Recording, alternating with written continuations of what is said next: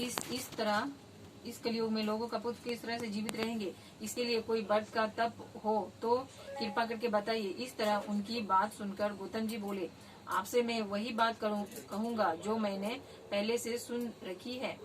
गौतम जी ने कहा, जब महाभारत युद्ध का आनंद हो गया और द्रोणपुत्र अश्वत्थामा के द्वारा अपने बेटे को मारा देखकर सब पांडव बड़े दुखी हुए, तो पुत्र के शोक से व्याकुल होकर द्रौपदी अपनी सखियों के साथ ब्राह्मण श्रेष्ठ धर्म के पास गई और उनके धम्म से कहा, हे विपिंद, कौन सा उपाय करने से बच्चे दीर्घायु हो सकते हैं, कृपा करके ठीक ठीक कहिए। धम्म बोले, सतयुग में सत्य वचन बोलने वाला, सत्यचरण करने वाला समदर्शी जमुतवाहन नामक एक राजा था।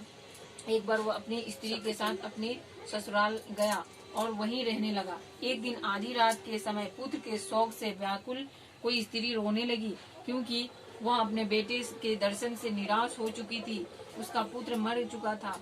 वह रोते हुए कहती थी, हाय मुझे बूढ़ी माता के सामने मेरा बेटा मरा जा रहा है। उसका रुदन सुनकर राजा जमुतवाहन का तो मानो हृदय विदुन हो गया।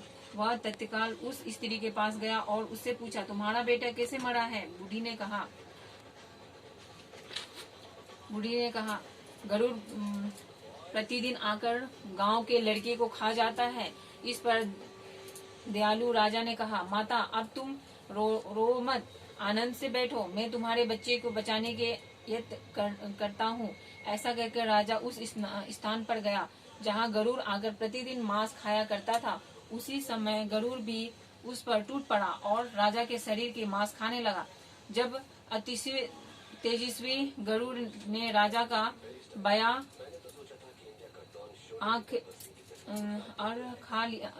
अंग खा लिया तो झटपट राजा ने अपना दाहिना अंग फेर कर गरुड़ के सामने कर दिया। यह देखकर गरुड़ जी ने कहा, देवनियों ने मैं तुम कौन हो? तुम मनुष्य तो नहीं जान पड़ते हो। अच्छा, अपना जन्म और कुल बताओ। पीड़ा से व्याकुल मन वाले राजा ने कहा, हे पक्षीराज, इस तरह का प्रश्न करना व्यर्थ है। तुम अपनी इच्छा भर मेरा मांस खाओ। यह सुनकर गरुड़ रुक गए और बड़े आनंद से राजा के जन्म और कुल की बात पूछने लगे। राजा ने कहा, मेरी माता का नाम है